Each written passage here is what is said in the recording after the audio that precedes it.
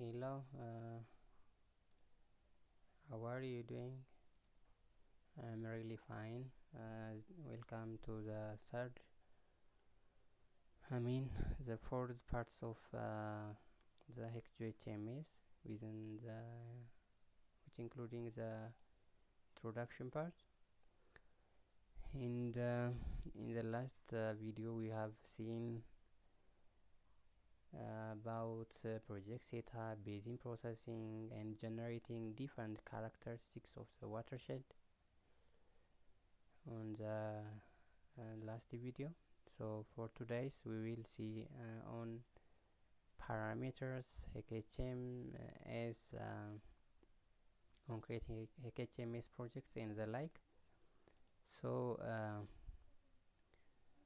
let us proceed to that. Okay, so to develop a hydrological hydrologic parameters for HMS, you should have to go to this parameter on the parameters. So go to this parameters, and there is select HMS process, and under this input basin is a basin 101, the input river is a river 101, and those are selected. And here the loss method, the basin loss method, the basin transform methods, the basin Baseflow methods, and river routing methods should be selected, as we have seen on the theoretical part, on the introduction part. Therefore, for this tutorial purpose, we can select this SAS curve and the likes, but the main importance of this HMS modeling is you should have a number of options for loss method as well as for transform methods, and for Baseflow methods and routing methods. You should have a lot of methods for routing, masking gum, lag methods, kinematic wave methods, modified plus methods are available. For Baseflow, we can also have recession method, linear reservoir, boundary recessions. You know those methods from hydrology.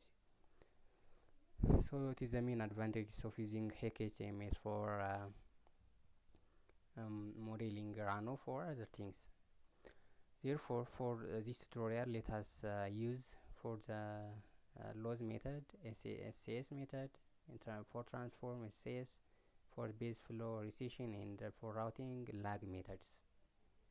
Okay, so based on different literatures, you can select the best methods, mostly adopted methods, and let us use those methods for this tutorial purpose.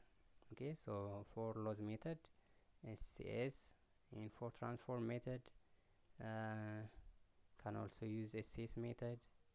For the Baseflow methods, we can use the recession method for Baseflow, and for routing lag time methods. Let us use those methods. I hope you should read more detail about those methods, mostly adopted method for loss method, transform method, Baseflow method, and routing methods. And you should remember that this model, this HEC GeoHMS, and that of the HEC GeoHMS model should have a number of options on selecting those for loss method, transform, and Baseflow, including the routing methods. So go to this OK, say OK. Now we have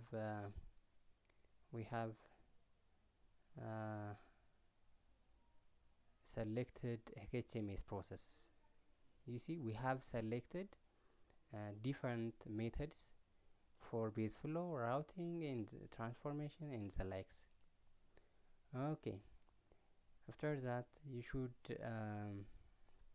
do river autonyms. Okay, it is help us to create names for rivers, rivers. Good. For instance, if you see the rivers here, and if you open the rivers, there may be some channels here. Names. This name is not it is already null empty. So after you are doing river autonyms, you are generally generating names. So you see that the routing method is here lag method for the river, lag method, and also can also observe other things. Alright, can also observe other things. Open the attribute table here. Let me see. You see the loss method is SS, the transform method is SS, the base flow method is recession. We have selected those methods. You can see that from that will be similar.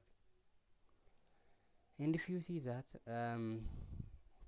there is river autonym, so go to this parameter river autonym. Now we are going to generate a name for the rivers. Okay, we have completed. If you see the attribute table here, the river name is now added.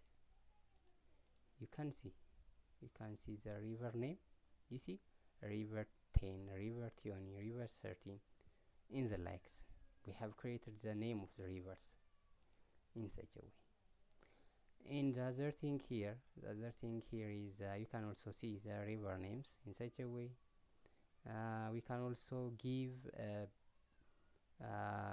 basin names for the basin. Okay, basin names. To do that, go to these parameters, basin autonames. I would like to give a name for the basins, and you can also observe the basin sub-basin attribute table. You can see, let us see the name. You see watershed, sub-watershed 216, sub-watershed 217, 818, 219, 300. In such a way you can give the name for the basin. Alright, so let us proceed. And the other is sub-basin parameters from raster. Okay, sub-basin parameters from raster.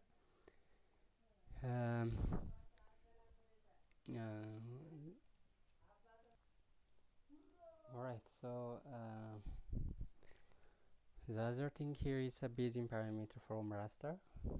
You can get it on parameters, and there is sub-basin parameter from raster. So before you should do this one, you should add your curve number grid. Okay, so first go to this arc catalog as it indicates.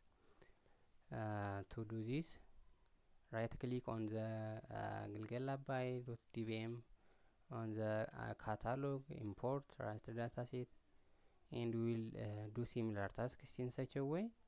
So to do that, open this arc catalog, and my working folder is located on E here.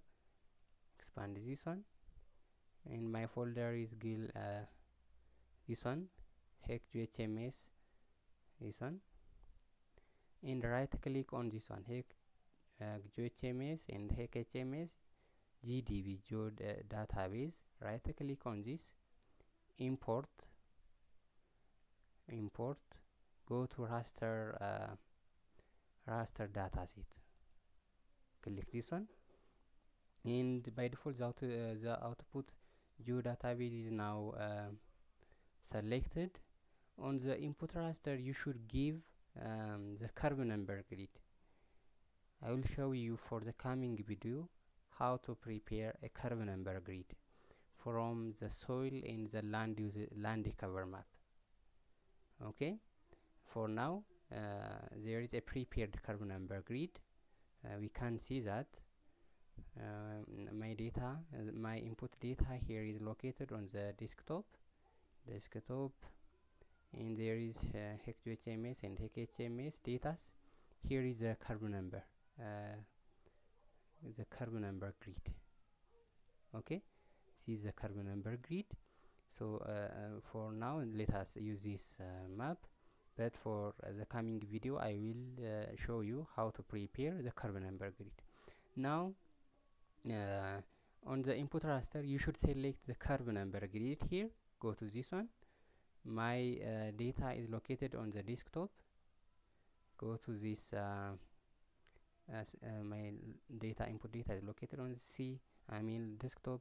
Go to this HEC GeoHMS and HEC HMS. This one, my input data here is located here on the curve number. This is the curve number grid, and add. Okay, so we have added the curve number now. We have added the curve number on the Geo database. Okay, so say OK. So now we have added the curve number. It is converting to raster. So we have added the curve number now. So the other thing here you should do is parameter from raster. So to do that, go to parameters, and go to this parameter, Bayesian parameter from raster here. Okay, Bayesian parameter from raster. Okay, so the input Bayesian is now located here, and the other things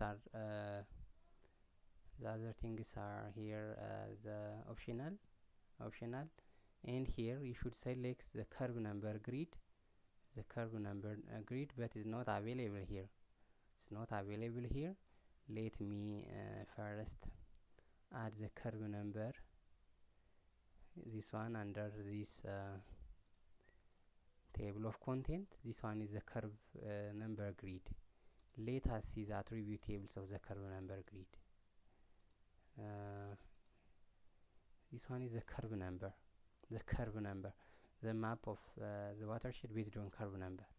If you open the attribute, we have values and their counts. Okay, values and their counts. Good. So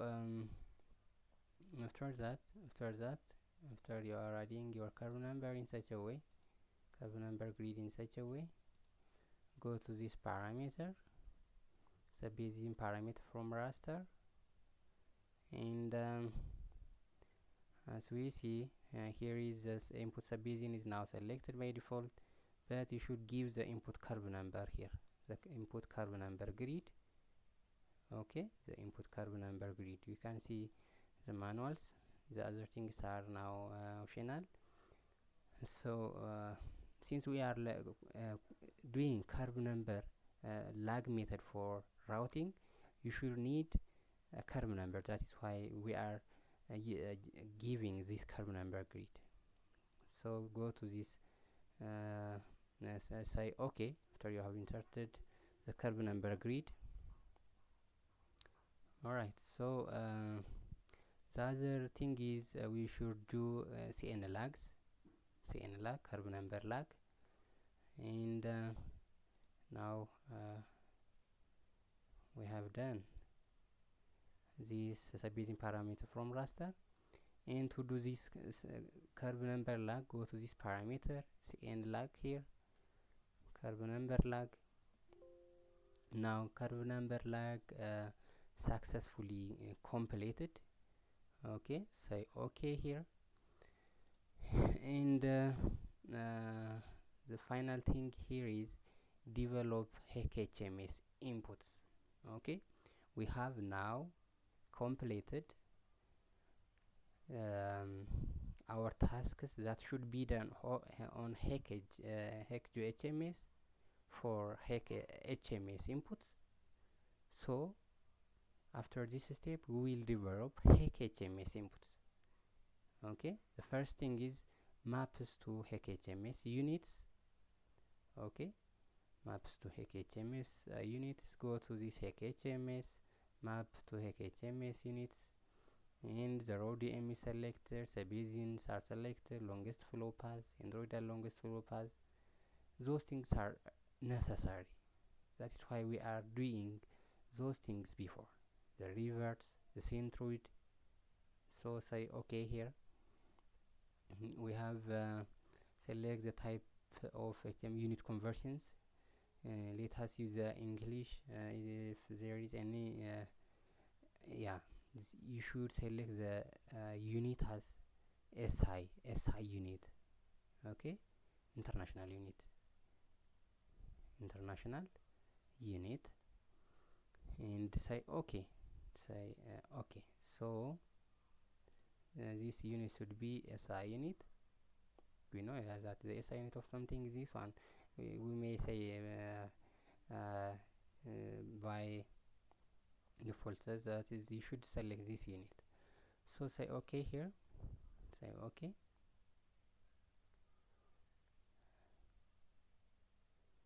Now we have doing this map to HMS units, and if you open, if we have done map to HMS units successfully completed, say okay. If you see the attribute table of these basins, you may get HEC HMS units. Alright, see area in HEC HMS in a SI unit. Good. After that after you are doing those things, the area, and also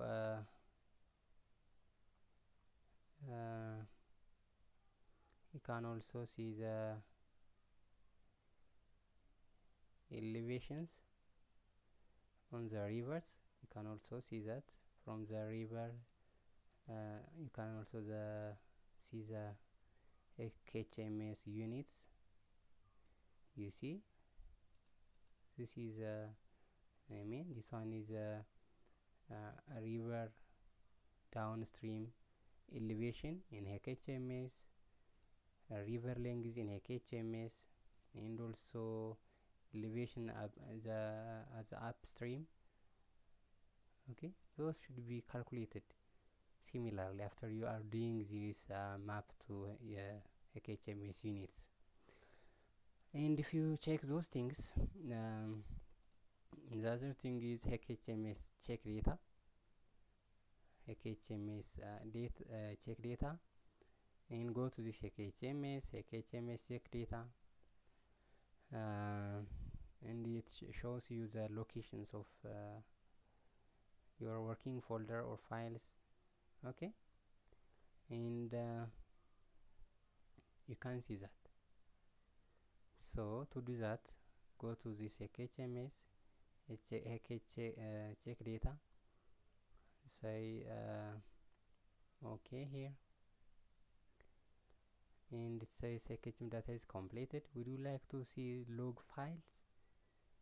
Yes, if yes, I would like to see that. And if you see at the bottom,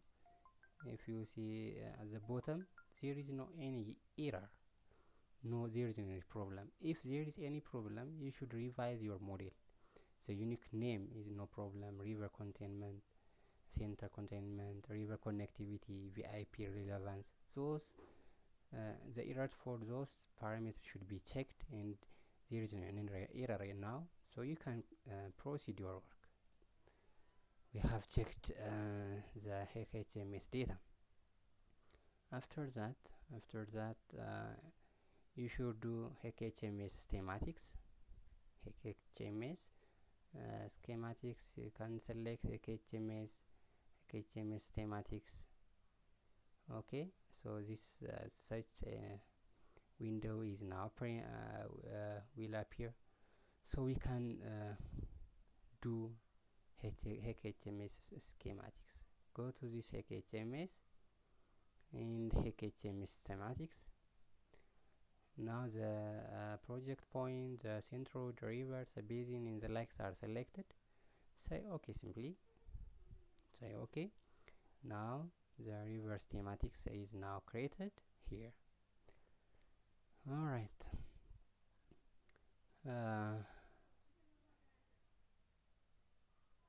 Okay, so it should be like this. We will see that. And HMS schematics is created. It is now created. Say OK. Good. You can observe that. Is a river schematics. The river, this contributes to this one, and this contributes to this. After it joins the outlet and the likes. Okay, this is the schematics. And the other thing here is, it looks like this one. If you uncheck the remaining parts of this one, those parts, let me uncheck those parts, and I mean this should be there. Check those flow direction, flow accumulation, the definition, system segmentation, catchment, carbon number grid, and also this river is not necessary. Now you see it is a river schematics. Good. And after you have doing that, we will do HEC HMS legends. HEC HMS legends, and go to this HEC HMS, toggle HEC HMS legend, HEC HMS legends. This helps us to know some sources in the likes. So go to this HEC HMS and HEC HMS toggle legend, HEC HMS legend. You see, you can see the legends. Those are the legends, and this tells the diversion. This one is a junction point. This one is reservoirs. This shape indicates the sinks. This indicates the source, and this indicates the basins. Those are the legends, available legends. You can see. It's this shape is different from this one. This one is a junction. This one is a basin, and this one is a junction also, and this is a sub-basin in the lake. We can observe that. Alright, so after you have created a legend in such a way, the other task is adding coordinates. Okay, this step attaches geographic coordinates to hydrological elements in the HEC nodes and HEC HMS link layers, and the coordinates are saved to the attribute tables. The attachments of the coordinate allows GIS data to be exported to a num proprietary ASCII second format and still preserve the geographic informations.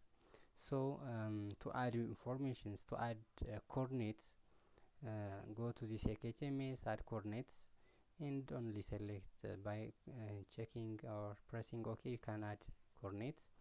So go to the HMS, add coordinate here. In the default ODM HEC HMS nodal nodes, HEC HMS links are selected. Say OK.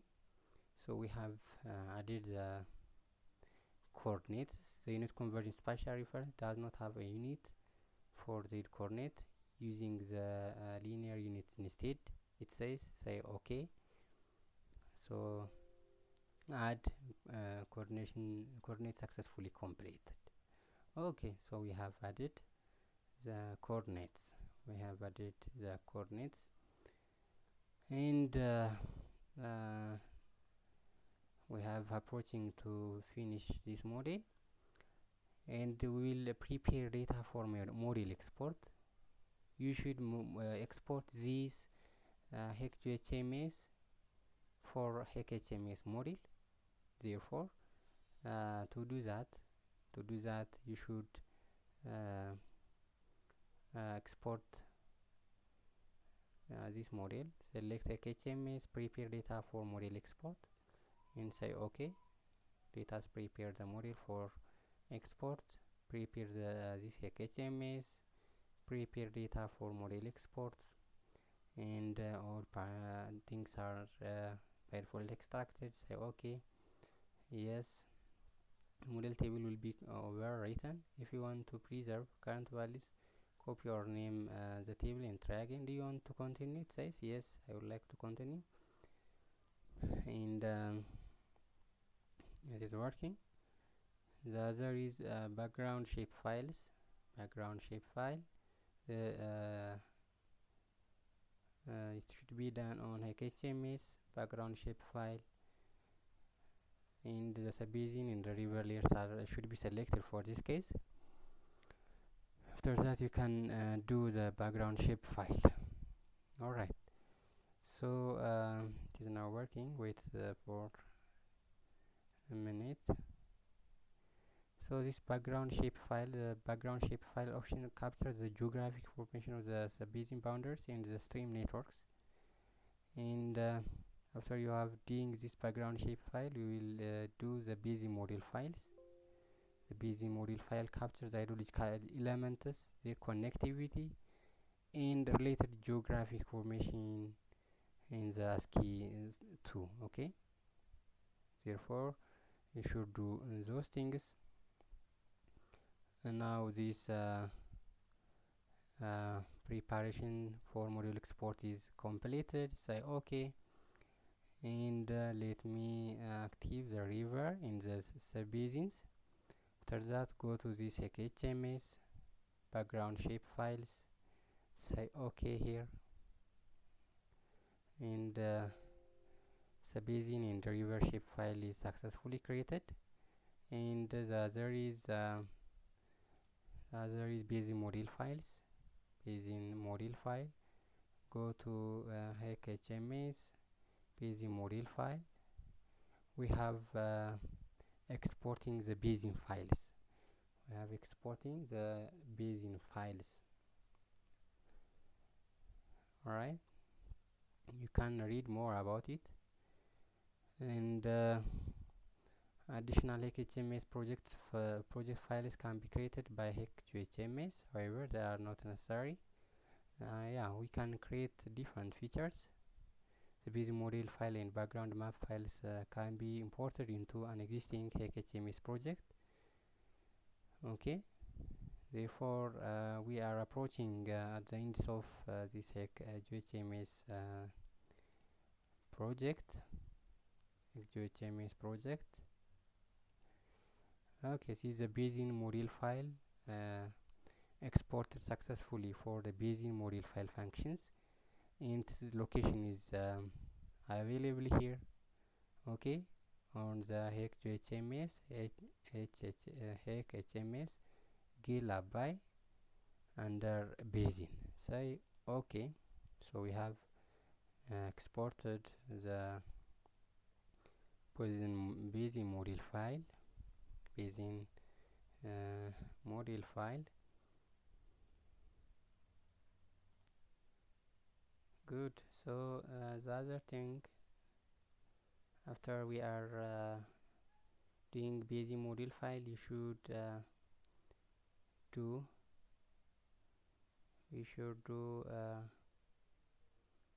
some tasks here. To do that, the step as it indicates the basin model file. Okay, so basin model file. Right click on the GitLab by GDB, import as a feature class single, and that means go to this ARC catalog, and there is a database here a database here on GitLab by GeoDatabase, as it indicates. Okay,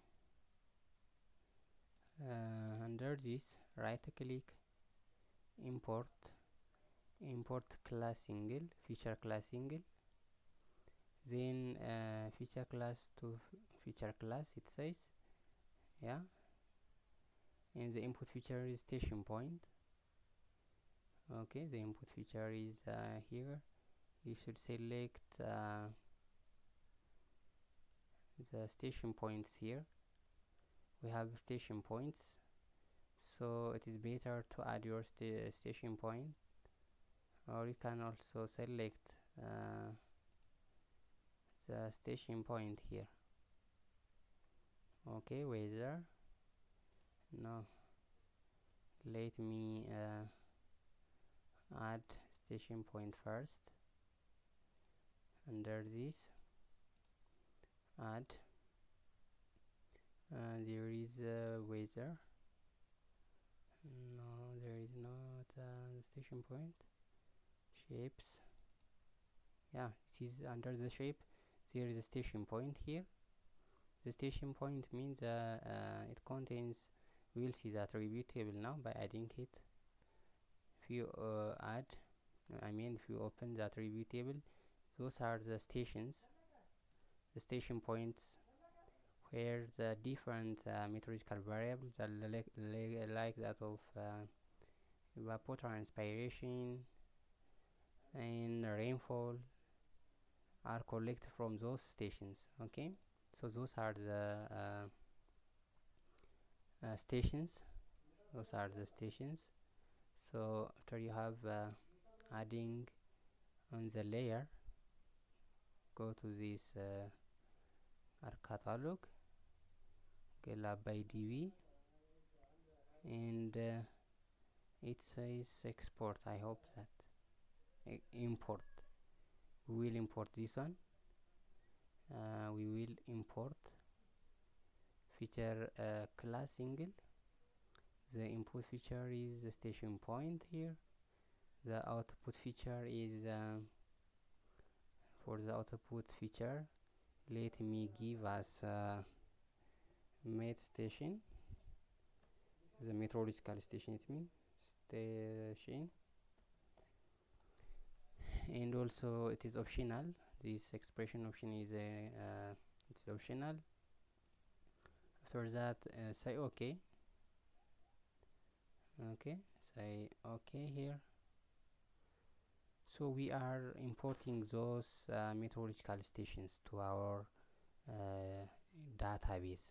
We have exported to our GeoDatabase. In such a way, after you are exporting it, go to this utility, assign hydro ID. We will assign a hydro ID now.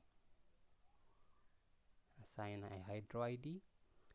So the input feature here should be the met station, what we are created before. Okay, met station.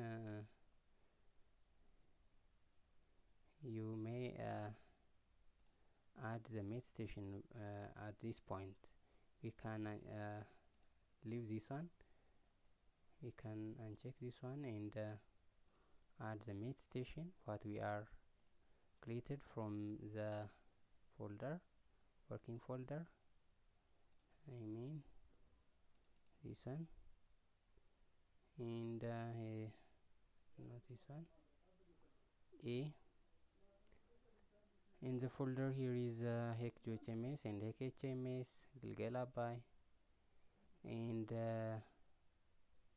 under GLGLABY GDB we have created met station. So I add. So those are the met stations. We can remove this part. Those helps us for to create this one. Therefore, go to this utility, assign hydro ID, and on the input feature class, select the mid station, this one. Good.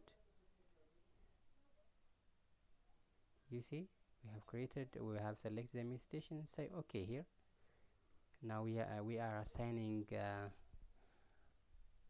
assigned the hydro ID for each mid stations. If you open the attribute table, we have now an hydro ID. As inputs, we have only the shape, object ID, name, and the shapes. But now we have an hydro ID. After that, one more step here is you should make a Tyson polygon. We should do a Tyson polygon for each meteorological stations. That is why we are adding those meteorological stations here. To do that, go to this utility, then there is gauge Tyson polygon. Our gauge point here is mid station. The input raw dm is raw dm. The other things are available in such a way. Alright, so say okay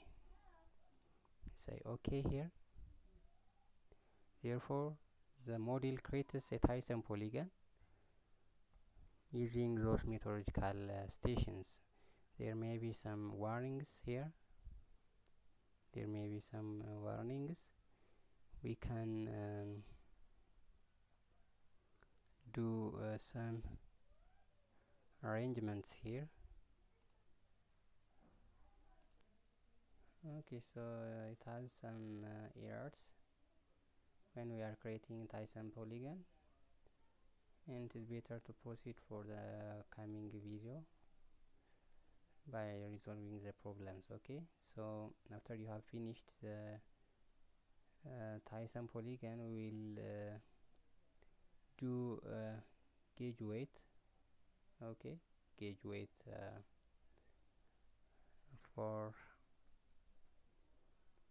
from the Tyson polygon. Now we have finished the work on HEC GeoHMS. Therefore it is all about today's video, and have a nice time. If you have any questions, you can put your question under the comment section. Bye. Okay, thank you.